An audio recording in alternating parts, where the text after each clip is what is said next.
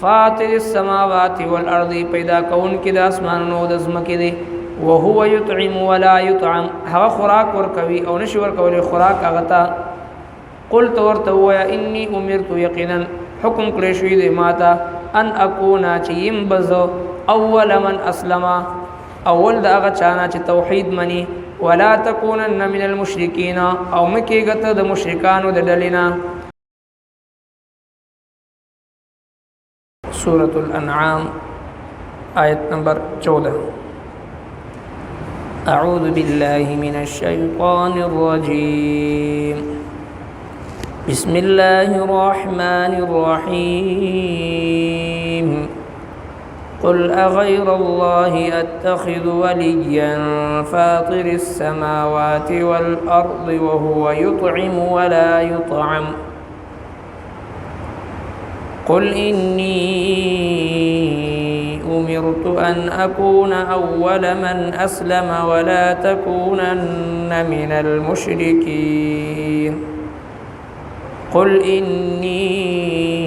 أخاف إن عصيت ربي عذاب يوم عظيم صدق الله العظيم مخی آیتون مبارکو کی اللہ جل شانہ دا توحید دلائل بیان فرمائل چې زما محبوب پیغمبر صلی الله علیه وسلم دی کافرانو ته وویل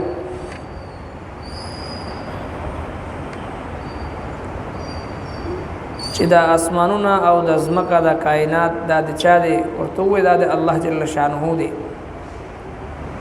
هغه الله چې هغه په خپل ځان باندې رحم او کرم دا لازم کړی دی تاسو ټول به په ورځ د محشر هغه به راجمع کوي چې په هغې کې هیڅ شک نشته او بیا فرمایل چې کم مخلوق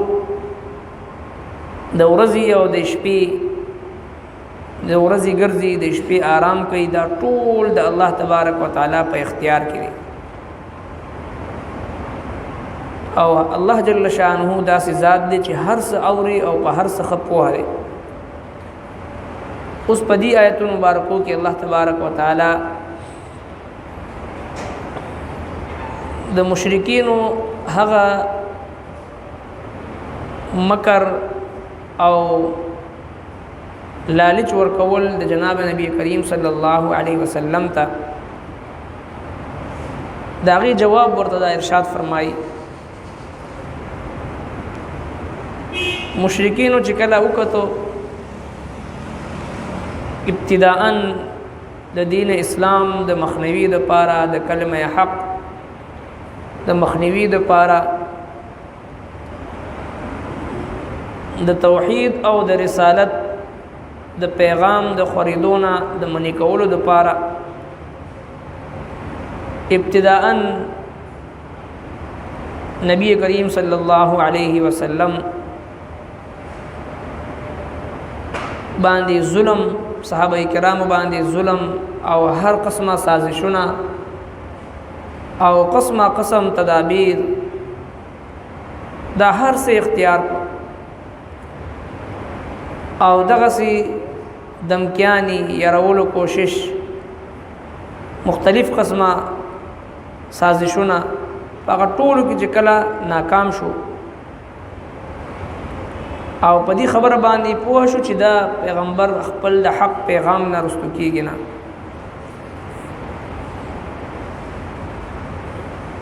نو په دې وخت کې دوی بیا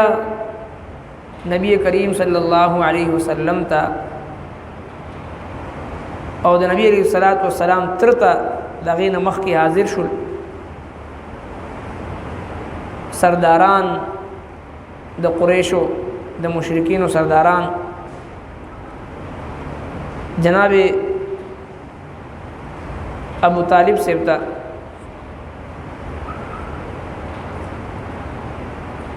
چې تخپل دا اوراره د دې خبرو نه منی کا چې زمونږ دی خدایانو ته د بدرت نه وي او د ته ویا کدی دغه چې کوم د رسالت دعوت د شروع کړي دی او د نبوت دعوی کړي ده کله د مقصد دای چې زه مال حال پیدا کم مالدار شم نو موږ به ته دونه مال ورکو چې دی به په ټول مکه مکرمه کې د ټول نه زیات مالدار بدی او کچری دی دغه د نبوت او د رسالت دعوا دی د پاره کړي او د توحید د میشن چلی دی د پاره چې دی د قوم مشرک ول غواړي نو دی د دې خبر نه رسو شي دا خبره د پری دی مونږ د خپل ټول اقوامو د ټولو سردار به جوړ زموږ ټولو مشرک سرداری به ورکو او کچری د مقصد دای چې دی چرته نکاح کول غواړي د نکاح پیغام ورکول غواړي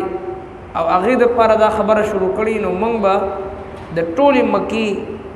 چې څومره جنکې دی هغه د مخې ته ودرو چې په کم باندې دی لاس کې دی د په نکاح کې ورکو لہذا موږ طرف نه دا پیغام ورته ورسوا چې سدي وي هغه منو خدا دغه د نبوت او د رسالت چې کوم مشن دی چلی د الله د وحدانیت چې کوم پیغام دی خوري او زمون خدایانو ته بدر دوی دینه درستو شي چې کله جناب ابو طالب نبی کریم صلی الله علیه وسلم روخت ورتوي اوراره دغه د قریشو سرداران مشران راغلو او دوی دا درې مطالبات زما مخ ته کې خودو دی برکه استا سره آیا ده نبی کریم صلی الله علیه وسلم د دوی خبرې د خپل تر خبرې خو تفصیل سره وریدو ځکه دا تر ابو طالب ډیر زیات نبی علیہ الصلوۃ والسلام باندې مهربان هر مشکل کی ورسره هر مشکل باندې ورسره ولاړو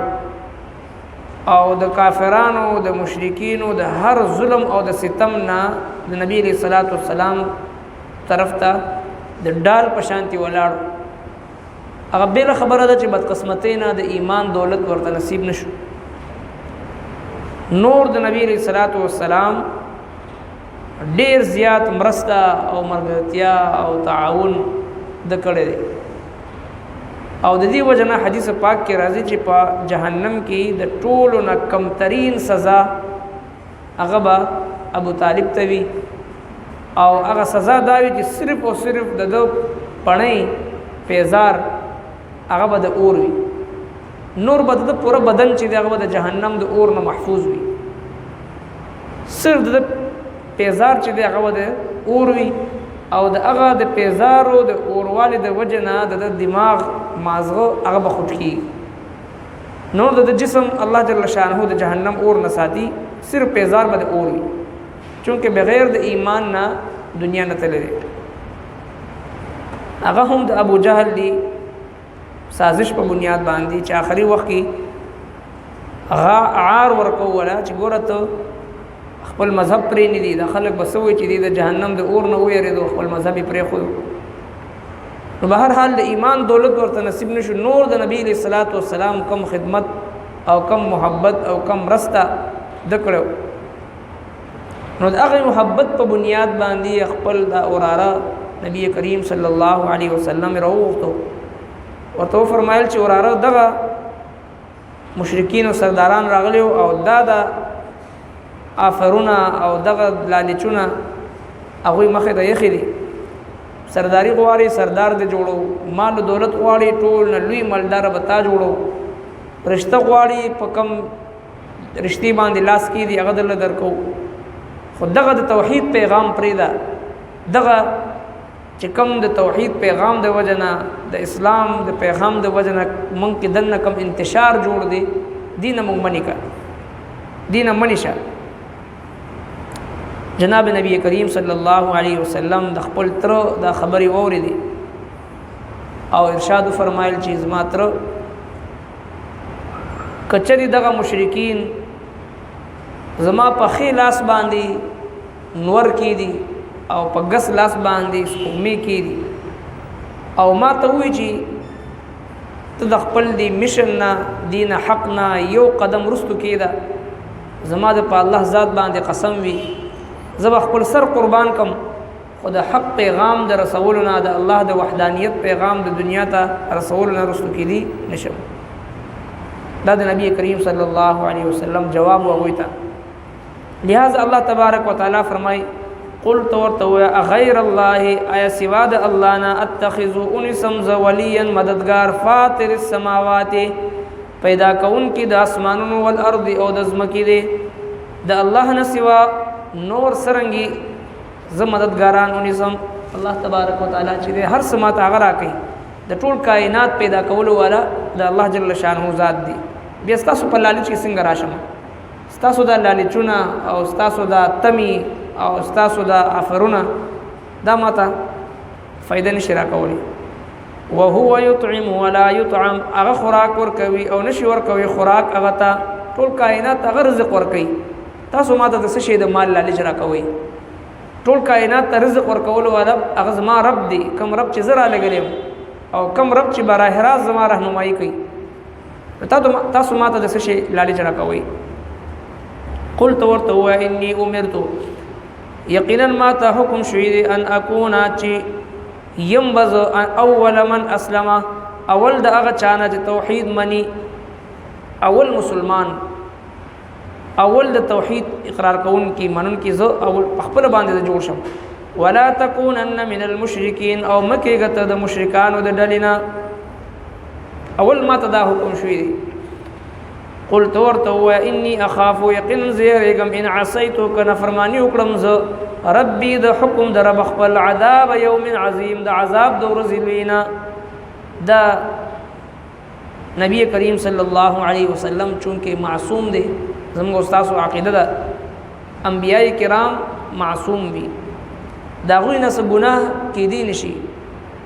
الله تبارک وتعالى معصوم وي هغه چاته سرنګ چې مونږ او تاسو ته الله جل شانه وي چې ګناه ته نزدیکېږي ګناه ته نزدې مو ورځي زنا مو کوي غلا مو کوي دا مو کوي دا مو کوي مونږ ته وي ګناه ته نزدیکېږي معصوم هغه چاته وي چې الله جل شانه ګناه ته وي زما دي معصوم بنده ته باندې نزدیکېږي دي ته وي معصوم ګناه ته الله جل شانه دا حکم کوي چې زما دي معصوم بنده ته باندې نزدې نه ورځي دي ته وي معصوم انبیاء کرام معصوم دي دا غوی نه څه ګناه نشي کېدی خدا صرف او صرف مونږ ته اورولو دپاره الله تبارک وتعالی مونږ ته تنبیه را کولو دپاره نبی علیه الصلاۃ والسلام ته فرمایي چې دوی ته ووایه زه هم د دې خبرې نه یریږم که چېرې د الله نافرماني وکړم نو د ورځې د لوی یعنې د قیامت د ورځې د عذاب نه زه هم یریږم دا نبی علیه الصلاۃ والسلام ته براه راست وینا نه ده بلکې امت ته اورول مقصود دی اصل امت ته د قیامت د ورځې د عذاب نه يرول مقصود دی نبی علیه الصلاۃ والسلام صرف منځ کې واسطه ده چې د الله عظیم پیغمبر امام الانبیاء صلی الله علیه وسلم چې د قیامت د ورځې نه یریږي نو بیا د یو عام انسان څه کیفیت کې دل پکار دی هغه ته څومره یره پکار دی قلت ورته ویا غیر الله اتخذ ایا سوا د الله نه انسم ولیا مددگار فاطر السماوات والارض پیدا کون کی د اسمانونو د زمکې دی وهو يطعم ولا يطعم هغه خوراک ور کوي او نشي ور کوي خوراک هغه ته قلت ورته ویا انی امرت یقینا حکم کړی شوی دی ماته ان اكون چیم بزو اول من اسلم اول دا هغه چانه چې توحید منی ولا تكونن من المشرکین او مکه غته د مشرکانو د ډلینا قلت ورته و اني اخاف يقينا زيريغم ان عصيت كترزنا فرماني وکړم ربي د حکم در بخبل عذاب يوم عظيم د عذاب د ورځې لوینا ربنا تقبل منا انك انت السميع العليم وتب علينا انك انت التواب الرحيم برحمتك